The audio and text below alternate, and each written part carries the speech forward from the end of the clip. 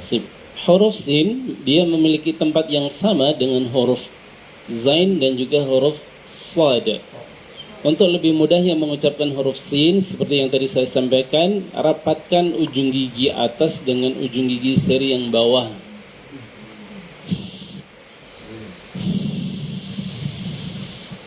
Seperti ketika kita mengucapkan huruf S, sapi, sisi, mudah.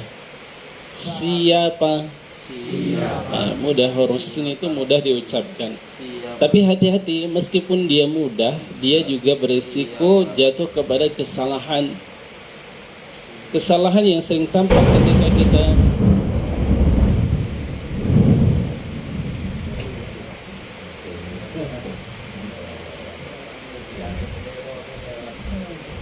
huruf sin sering jatuh kepada kesalahan, dia diucapkan terlalu cepat. Sedangkan huruf sin itu memiliki sifat yang sangat-sangat harus diperhatikan. Sifat apa itu? Hams, rokhawah, dan juga sofir. Ya.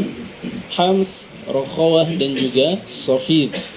Banyak yang terjadi kesalahan tidak menyempurnakan sifat-sifat tersebut karena terlalu cepat di dalam membacanya.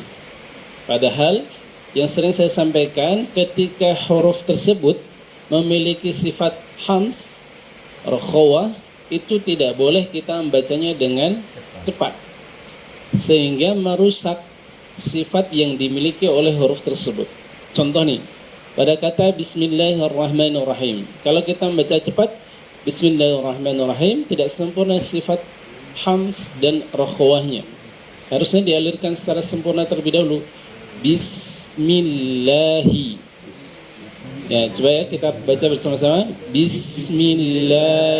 Silakan sekali lagi. Bismillahi. Nah, itu kesalahan pertama ya. Membaca huruf sin terlalu cepat sehingga tidak menyempurnakan sifat hams, mengalir nafas, dan rokhawah, mengalir suaranya. Kemudian kesalahan yang kedua, huruf sin dalam keadaan apapun harus senantiasa dibaca tipis sesuai dengan identitasnya. Tipis. Letak yang sering terjadi kesalahan di mana? Ketika huruf sin sukun sebelumnya dhammah, dia kebanyakan berubah menjadi huruf shad. Contoh di kalimat mana? Ihdinas siratal ini shad. Shad. Harusnya bagaimana? Mustaqim. Nah, itu huruf sin. Dan di sini sering terjadi kesalahan ya. Kesalahan sering terjadi ketika huruf sin sukun itu sebelumnya dhammah. Itu menjadi huruf shad. Dan bahkan beberapa ulama pun menganggap S-nya orang Indonesia itu mendekati suara huruf shad. Nah, itu kesalahan yang sering terjadi. Dua kesalahan yang sering terjadi ketika mengucapkan huruf sin. Satu, terlalu dibaca cepat. Kedua, ketika huruf sin sukun sebelumnya dhammah.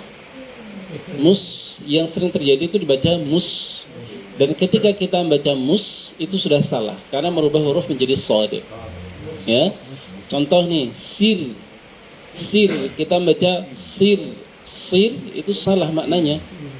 Kalau sir itu rahasia, sir itu hawa yang sejuk.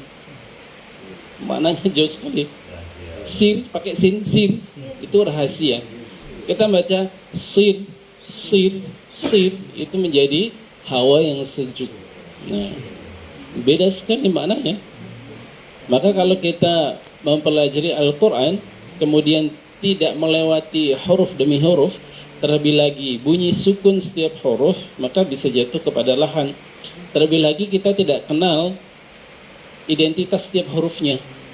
Apakah itu tebal, apakah itu tipis. Yang sering terjadi apalagi logat kita, biasanya kalau kita berbicara biasa saja, hurufnya isti'la semua, tebal semuanya. Mau kemana? Itu kan istilah itu. Mau kemana? Yang ringan bagaimana? Mau kemana? Kalau kita bicara seperti itu malah dikira lebay, kemayu istilahnya. Mau kemana? Nah, itu. Kalau kita mana? Mau kemana? Itu isti'la semua ya.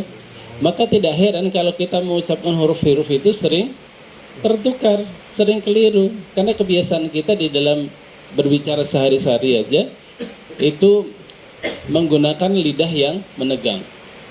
Mau kemana? Nah, teman. Yang tipis mana? Nah, mau kemana? Coba Pak Pur tiba-tiba bertemu dengan saudaranya, mau kemana? Ih, sambut apa ini? Gaya banget lah.